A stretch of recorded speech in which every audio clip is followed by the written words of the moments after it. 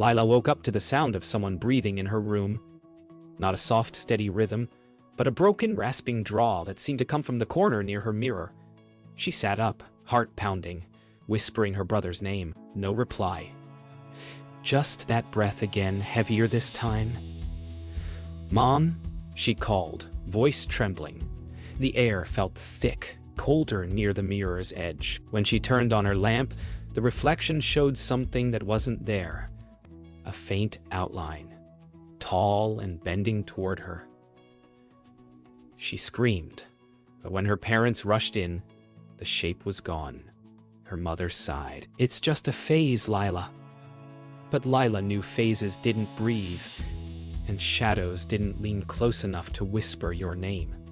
Outside her window, the wind stopped, as if the night itself was listening. Morning sunlight bled through the curtains, thin and colorless after a night that never truly ended for Lila.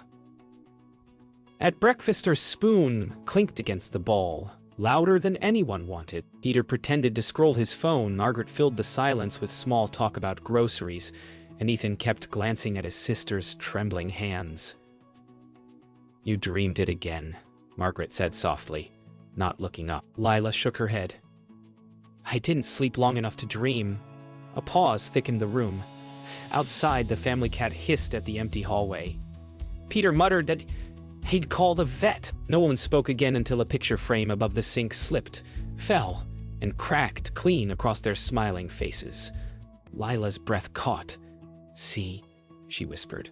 Nobody answered. That afternoon, Lila tried to paint, hoping color could drown the gray hum in her chest. But the brush strokes twisted, forming faces where flowers should have bloomed. Each canvas seemed to warp as she looked away, shapes rearranging like something unseen was painting back. She shoved the easel over, heart pounding. Downstairs, her mother's voice called her name, tone sharp. "Enough with the drama, Lila." The sound made her flinch. It was Margaret's voice, but echoed as if two people had said it at once. Lila grabbed her phone, turned on the camera, and recorded the empty room. The playback caught a whisper she hadn't heard before. "Stay." Ethan found her that evening in the backyard, staring at the reflection in the sliding glass door. "You believe me, don't you?" she asked quietly. The dying sun turned the glass into a mirror of molten gold, showing both their faces, and something faint behind them that neither turned to see. "I just don't know what's happening," he admitted. Lila smiled sadly. "That's what they said before it started." A dog barked 2 houses away. Then silence fell like a curtain.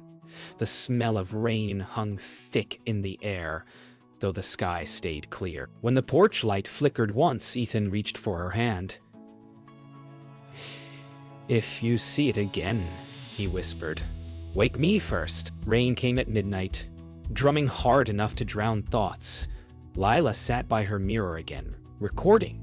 Each thunderclap flashed her pale reflection like a strobe. She whispered into the dark, "If you're real, show them." The answer came as the house's power snapped off. Silence. Then a soft shuffle behind her, bare feet on carpet. She turned the camera. Nothing. When she faced the mirror again, another Lila stared back, smiling faintly, though she herself did not. The phone slipped from her hand. The screen cracked, but kept recording, light blinking in the dark like a heartbeat. Downstairs, Margaret stirred awake to the sound of laughter that wasn't her daughter's. By morning, Lila's parents had made their decision. Margaret sat her down at the kitchen table, a brochure folded neatly between her fingers. Therapy, evaluation, and some rest away from the house. Lila stared at the paper like it was a verdict. "You think I'm crazy," she said flatly. Peter avoided her eyes, pretending to check the weather on his phone. "We just want you to get help." The walls creaked softly, as if disagreeing. Lila's reflection in the window flickered out of sync with her real movements. "What if it's not me that needs help?" she asked. Margaret's sigh filled the silence, the same one she used when bills piled up or arguments dragged too long. Outside, thunder rolled again, though the sky was perfectly clear. The first therapist's visit filled the house with polite voices and uneasy smiles. Lila sat on the couch, knees pulled close, answering questions with brittle calm. "Do you often feel unseen?" the woman asked. Lila almost laughed. Not unseen, ignored. Upstairs, a thump echoed. The therapist glanced up, confused. "Old pipes," Margaret murmured. Lila tilted her head. "No one's upstairs." The sound came again, closer this time. "Deliberate." The therapist smiled tightly and continued writing. As soon as she left, Peter checked every room. He found nothing but the faint smell of smoke near Lila's door. That night, Ethan couldn't sleep. From his room, he heard what sounded like whispering through the vents, his name, drawn out and hollow.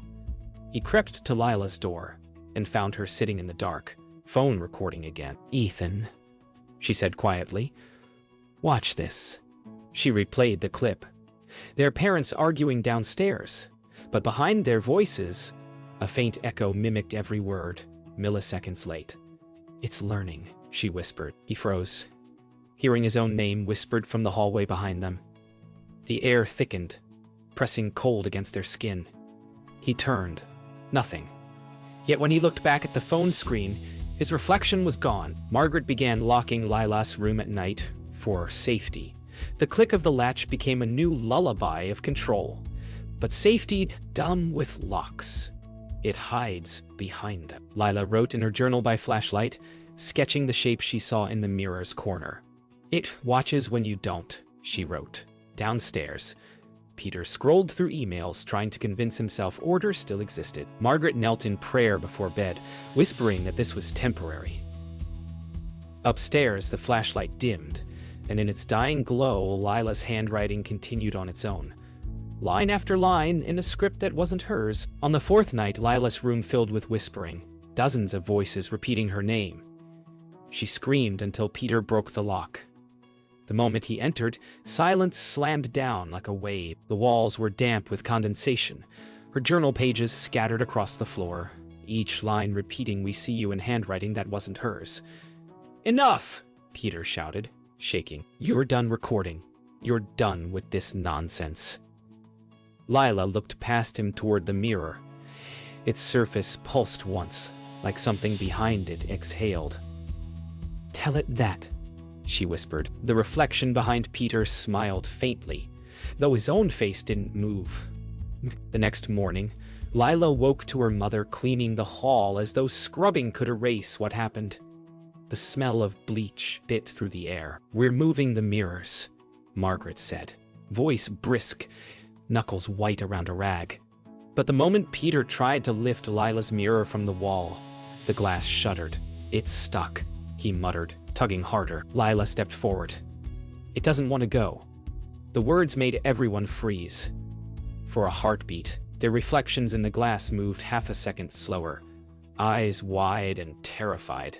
Peter dropped the frame. The mirror settled back on the wall with a sound like a sigh. Poor Krish, you were getting into key. That evening, Lila locked herself in the basement with her camera, determined to prove she wasn't insane. She set it to record, aimed it at the old standing mirror that I'd stored years ago. The house groaned above her like something breathing. Minutes stretched into hours, until the air turned heavy and still. Then a shape appeared in the glass. Her, but not her. It leaned closer to the camera and smiled, whispering words she didn't speak. When she replayed the footage upstairs, her family watched in silence. Margaret stood, shaking her head. "It's edited."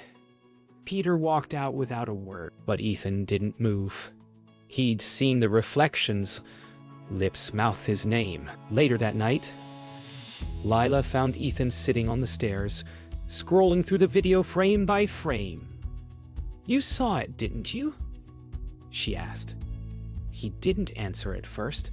"It said my name," he murmured. Lila sat beside him. "Now you believe me." He nodded slowly.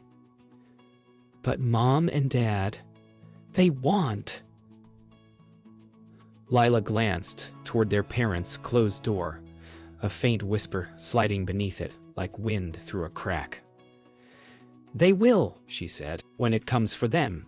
The hallway light flickered once, and a new reflection appeared in the window. 4 silhouettes where there should have been 2. At breakfast, Lila placed her camera on the table. "Watch this," she said, pressing play. The footage showed her asleep, but her reflection pacing behind her, watching. Margaret slammed her hand down. "Enough! You're scaring your brother." But Ethan didn't look scared, just pale. "Mom," he said softly, "it's in every mirror." Peter's jaw tightened, anger masking fear. No more of this nonsense. He reached for the camera to shut it off, but as he touched it, the reflection of his hand on the screen lingered after he pulled away. The air grew colder, coffee steaming between them like breath. That night, the mirrors in the house began to hum, a low vibration like distant thunder. Margaret found the hallway mirror vibrating on its own, glass trembling in the frame. She backed away, whispering a prayer. Lila came running, phone camera raised. The reflection in the glass showed the entire family standing behind her, except none of them were there yet. When they rushed in seconds later, the reflection smiled. Peter shouted for everyone to get out. But the glass cracked before anyone moved. A deep, human-sounding breath escaped it, fogging the surface from inside. Lila's voice broke. "It's not waiting anymore." The Morris family stopped talking to neighbors. Curtains stayed closed. Lila no longer slept, keeping vigil by the mirror that refused to break. Margaret tried to fill the silence with chores, vacuuming through the night, pretending the noise was normal. Peter spent hours in the garage, drinking quietly, eyes fixed on nothing. Ethan sat with headphones on, pretending to listen to music though they weren't plugged in. One evening, Lila whispered, "It feeds on what you ignore." Her mother snapped, "Then stop feeding it." The lights flickered. From the hallway came a sound like someone laughing, but only in the reflection. Peter decided to prove once and for all that there was no ghost, no curse, just hysteria. He carried a hammer upstairs, jaw set, and swung at the largest mirror in the hallway. The sound that followed wasn't glass. It was a scream, deep and human, echoing through the house. The mirror didn't shatter. Instead, cracks spread like veins, glowing faintly red. Lila rushed up the stairs, crying, "Stop!" But when Peter turned to face her, his reflection stayed behind in the glass, staring straight ahead, mouth open in a silent scream. "Dad," Ethan whispered. "It didn't move with you." Peter stumbled back, pale and shaking. That night, no one spoke. Peter locked himself in his study, trembling hands gripping a drink he didn't taste. Margaret sat on the couch, whispering apologies to no one. Lila stayed in the hall, staring at the cracked mirror, whispering, "I can hear it." Ethan joined her, pale and shaking. "What does it say?" he asked. Lila's voice dropped to a whisper. "It says your name." As she spoke, his reflection blinked, while he didn't. The room's temperature plummeted. The mirror's light pulsed once more, faint and rhythmic like a heartbeat beneath the glass. By midnight, the house came alive. Every mirror trembled, reflecting movement the family couldn't see. Lila screamed for everyone to come to the living room. "It's copying us!" she cried. In the glass, their reflections stood perfectly still, while they themselves trembled and gasped. Then, one by one, the reflections began to move, turning their heads, stepping forward, reaching out toward the glass. "Don't move," Lila whispered. But Margaret couldn't stand it. She stepped forward, touching her own reflection. A sharp crack split the silence. Her reflection's hand gripped hers and didn't let go. Margaret screamed as her reflection pulled her hand into the mirror, skin paling where it touched the glass. Peter lunged forward, grabbing her arm, but it was like tugging against invisible suction. The glass cracked wider, edges glowing, reflection dragging harder. Lila rushed forward with her phone light and shouted, "Let her go!" The glow dimmed, and suddenly Margaret fell free, collapsing in Peter's arms, sobbing. Her hand was frost-bitten white. Lila turned the phone to the mirror. The reflection family was still there, except for Margaret's reflection, which remained trapped, staring out with a calm, eerie smile. After that night, Margaret barely spoke. She wrapped her frostbitten hand in gauze and sat by the window for hours, staring into her reflection as if waiting for it to blink again. Peter tried to cover every mirror in the house with sheets, but the fabric refused to stay. It slipped off by morning. The house hummed constantly now, a low, vibrating whisper that grew louder after sunset. Lila recorded everything, desperate for proof. But the footage always warped. Ethan asked quietly, "What does it want?" Lila turned off her camera and whispered, "Use all of us." That night, the hum became a voice calling each of their names from the walls. Lila woke to Ethan shaking her shoulder. "It's whispering in my room," he said. They crept down the hall, flashlights trembling. Inside, the air was icy. Ethan's mirror stood uncovered, though he'd taped it earlier. The tape hung in shredded curls at their feet. In the reflection, both of them stood. But behind Lila, another shadow hovered, taller and flickering. "Don't turn around," Ethan whispered. She nodded. Tears formed. Then the shadow in the mirror leaned close, its mouth opening wider than human. A sound poured out, half laugh, half scream, and the flashlight exploded, plunging them into darkness. Downstairs, Peter and Margaret awoke to the sound of running footsteps, then silence. When Peter flicked the hallway light, every bulb in the house flared white and burst. In the sudden dark, their reflections in the living room window appeared perfectly visible, illuminated as though by another world. Margaret gasped, gripping Peter's arm. Their reflections began to move, walking closer in unison until their faces pressed against the glass. "Peter," Margaret whispered, "they're outside."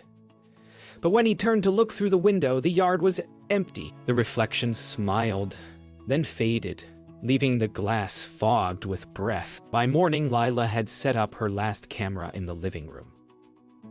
"It wants to be seen," she said. Peter begged her to stop, voice breaking. Margaret muttered prayers under her breath, fingers trembling. Ethan stayed near the doorway, jaw tight. When the clock struck 3, the air warped like heat off asphalt. The mirror across from them rippled, showing all 4 of them, but older, worn, and lifeless. "It's showing what happens if we stay," Lila whispered. Suddenly, the mirror Lila turned her head, looked straight at her real self, and smiled. The lights went out, leaving only that reflection glowing. That night, the entity stopped hiding. The house filled with echoes of laughter, footsteps, and the sound of breathing behind every door. The mirrors pulsed like living skin, their surfaces shifting. Lila screamed for her family to gather, but when she turned, she saw them all already standing in the reflection, motionless, blank-faced copies. She reached toward the glass, but her reflection didn't move. Instead, it smiled, raised its hand, and pointed behind her. Lila turned slowly. In the dark, the shadows stood waiting, faceless, hands outstretched, and from the glass came a whisper. "You waited too long." By dawn, the house was silent. Lila sat alone in the living room, the mirror black and still. She whispered her family's names, but no one answered. Upstairs, doors hung open, beds unmade, the air carrying the faint smell of burnt metal. When she finally found them, they stood in the hallway. Alive, but wrong. Their movements were stiff, their eyes glassy, voices hollow as they greeted her in unison. "It's better this way," they said. Lila backed away, trembling. "Where's Ethan?" she whispered. Peter smiled faintly. "He's where he belongs." Behind them, the cracked mirror pulsed with light, And from inside, Ethan's reflection beat frantically against the glass. Lila ran to the basement, camera clutched to her chest. The mirror she'd filmed before stood there again, perfectly clean, no cracks. "Ethan," she whispered. The reflection appeared, his face terrified, hands pressed to the other side. "It's them," he said through muffled breath. "They're not real anymore." Behind her, slow footsteps descended the stairs. Lila turned, shaking. Margaret's voice echoed, "You're making it worse." Peter's figure emerged beside her, eyes glazed. "Let it have you, and it stops." The mirror behind Lila flickered. Ethan screamed soundlessly as black smoke began leaking from the edges. Lila grabbed a shard from the broken frame on the floor and held it toward her parents. "Stay back," she shouted. Their faces flickered like static. One moment human, the next stretched and hollow. The mirror behind them pulsed harder, the glow turning blood red.